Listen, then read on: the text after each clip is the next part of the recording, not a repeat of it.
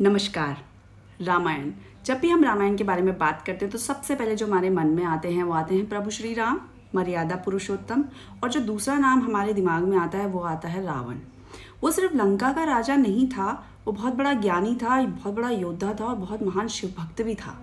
उसकी जो सबसे विचित्र चीज़ थी वो थी उसके 10 हेड्स, 10 सिर। रामायण में उसे दशग्रीव कहा गया, यानी कि 10 सिरों वाला। तो क्या उसके पास वो एक्चुअल में 10 सिर थे, 10 हेड्स फिजिकली?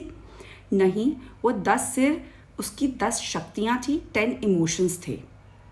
काम, क्रोध, लोभ, मोह, मद, मत्सर, अहंकार, ईर्ष्या, ज्ञान और बुद्धि। उसके पास ये सब था, बस जो नहीं था वो था उसका उन पे बैलेंस और कंट्रोल। वो चीज़ें उसके पास नहीं थी। और एक्चुअल में जो रावण की चेतना थी, जो कॉन्शियसनेस थी, वो 10 दिशाओं में थी। वो यूनिवर्सल एनर्जी का ज्ञाता था।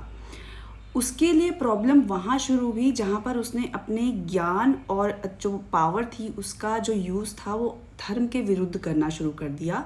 और सबसे बड़ा अधर्म उसने किया था सीता हरण करके। वहीं से उसके जो 10 सिर थे वो उसके नाश के 10 प्रतीक बन गए। तो जो रावण है उसको हम सिर्फ खलनायक के रूप में तो देखते ही हैं, बट एक्चुअल में हमें उसे एक वार्निंग के तौर पे भी देखना चाहिए कि 10 सिर होना कोई बुरी बात नहीं है। एक्चुअल में उन 10 सिरों को कंट्रोल करना और बैलेंस करना वो एक एक्चुअल वॉर है। That is the actual war.